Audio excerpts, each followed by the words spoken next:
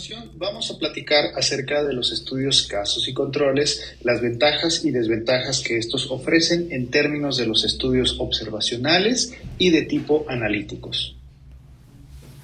Ahora, este tipo de estudios tienen la particularidad que son estudios observacionales en los cuales se busca seleccionar a individuos o a personas que ya tuvieron o que tienen en este momento un desenlace de interés o un desenlace dentro de una enfermedad. Lo que define este tipo de estudios es el emparejamiento de una persona que ya tuvo el desenlace con una persona que no tuvo el desenlace. Es decir, el caso lo define una persona con el desenlace y el control lo define una persona sin el desenlace. Un error habitual es pensar que la exposición es lo que define a el caso y el control la ausencia de exposición, lo cual es un error muy frecuente. Este tipo de estudios buscan partir del efecto a una exposición que pudo haber ocasionado este desenlace. Por eso se dice que este tipo de estudios van del efecto a la causa. El tipo de estudios que se evalúan normalmente en este tipo de ejemplos buscan evaluar entre exposiciones pasadas para indagar si existe una asociación entre algo que ya pasó en el individuo y que pudiera estar asociado al desenlace de interés. Por lo tanto, es fundamental realizar un pareo y una definición apropiada de el grupo control para poder tener una validez sólida de este tipo de estudios. Pongamos un ejemplo hipotético utilizando estos diagramas que nos van a ayudar a entender un poco más de la racionalidad de los estudios, casos y controles. Pensemos en una pregunta de investigación en la cual nos interesa evaluar a adolescentes como nuestra población. Ahorita vamos a definir una exposición de interés y saltémonos directamente a un desenlace. El desenlace dentro de esta población de adolescentes vamos a pensar que es el desarrollo o tener asma. Entonces, nuestro desenlace sería asma. Entonces aquí vamos a poner adolescentes como nuestra población de interés. Ahora pensemos que a nosotros nos interesa estudiar si la exposición a pelo de gato es un condicionante de tener asma en adolescentes. Ahora, ¿por qué decidimos utilizar este tipo de estudios en este ejemplo hipotético? Porque, como saben, el tener asma en un adolescente, a pesar de que es un evento relativamente incidente en este tipo de población, puede que resulte un tanto difícil evaluar la exposición dentro de este contexto.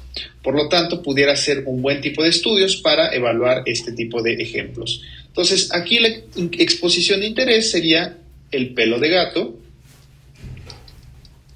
y la comparación serían aquellos sujetos que no se expusieron al pelo de gato.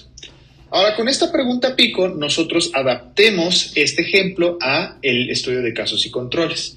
Entonces, el desenlace ya está presente en la muestra que a nosotros nos interesa evaluar. Entonces, aquí la cajita amarilla serían el conjunto universo de los adolescentes que a nosotros nos interesa evaluar.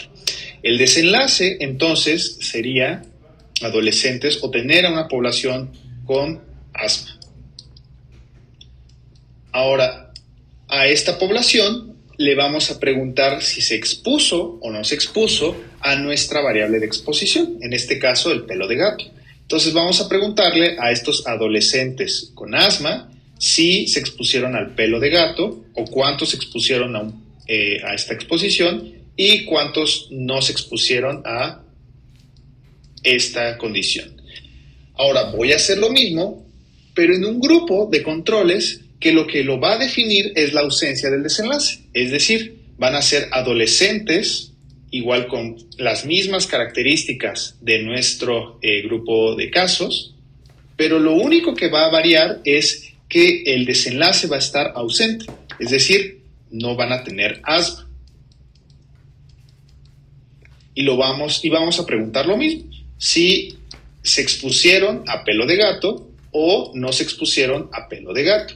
de tal forma que tengamos al final una tabla de contingencia que vamos a verlo más adelante en este curso para poder establecer una medida de asociación, normalmente una medida de razones de momios o en inglés odds ratio.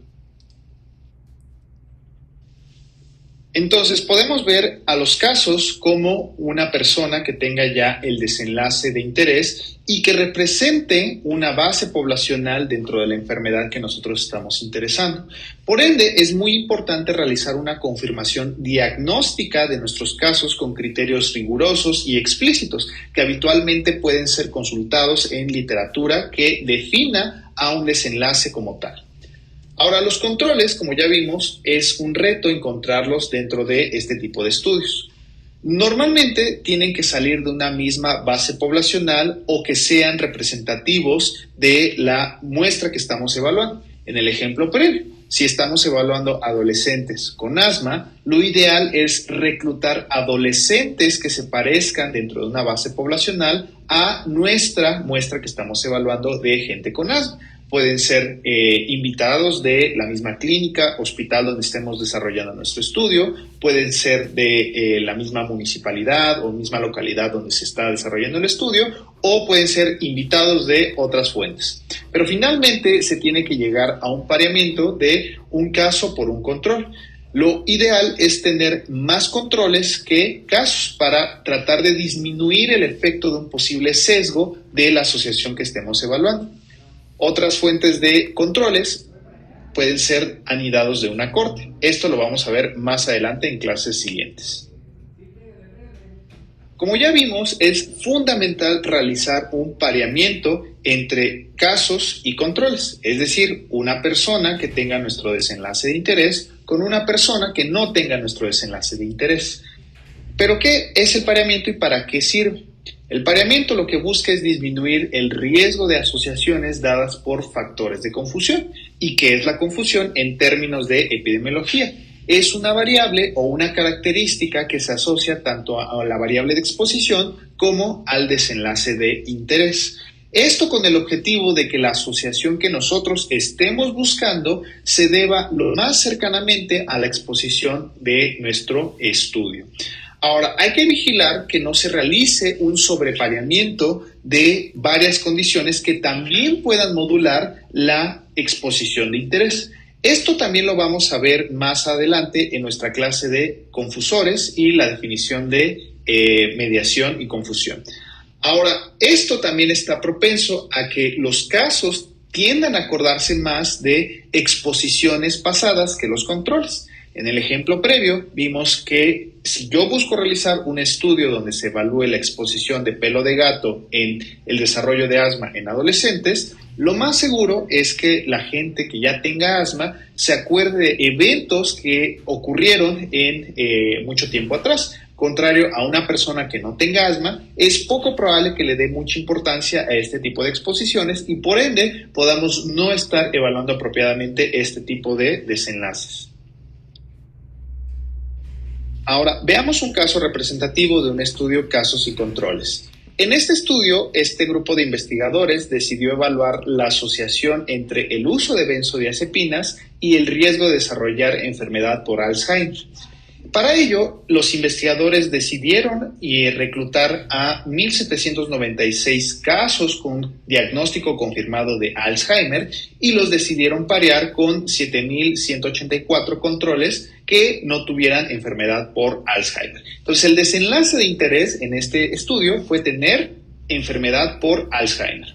Ahora, la exposición de interés fue el uso de benzodiazepinas. Entonces, dentro del grupo de casos, se preguntó cuántos sujetos tenían uso de benzodiazepinas y cuántos no tenían uso de benzodiazepinas. Y lo mismo para el grupo de controles. Como pueden ver, se puede hacer una tabla de contingencia muy similar al ejemplo que hicimos del caso de asma y exposición a pelo de gato. Con esto se puede establecer una medida de asociación que más adelante lo vamos a ver en el curso, que se llama razones de momio u odds ratio. Esta medida nos da una magnitud de qué tan más frecuente es el desenlace cuando se expone a una condición. Adelanto, en el grupo de usuarios de benzodiazepinas, es 52% más probable que tengan enfermedad por Alzheimer comparado con el grupo que no utiliza benzodiazepinas. Como pueden ver, este tipo de estudios son muy útiles cuando el desenlace, en este caso la enfermedad por Alzheimer, es un desenlace muy poco frecuente o que no se presenta tan incidente en una corte. De ahí que podamos sacar ciertas ventajas y desventajas del estudio casos y controles. La principal ventaja es que son estudios rápidos, eficientes y económicos para evaluar asociaciones poco frecuentes y sobre todo cuando también el desenlace tiene una baja latencia. ¿Esto qué quiere decir? Que no es tan frecuente observarlo en una base poblacional. También son ideales para estudiar enfermedades raras o con exposiciones de largo plazo. Por ejemplo, en el estudio que se evaluó enfermedad por Alzheimer, el uso de benzodiazepinas probablemente tenga un efecto muy prolongado. Estamos hablando de 10 a 15 años potencialmente de uso para que se observe esta asociación.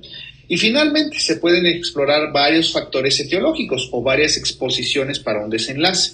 Entonces, para esto sirven también este tipo de estudios, para evaluar no solamente un factor de exposición en común, sino que también se pueden indagar varios a la vez.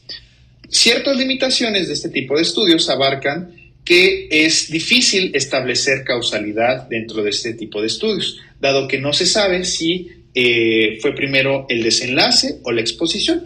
Pongamos, por ejemplo, el caso de los adolescentes con asma. No se puede establecer con cierto rigor si el tener asma fue primero o si fue primero la exposición a pelo de gato.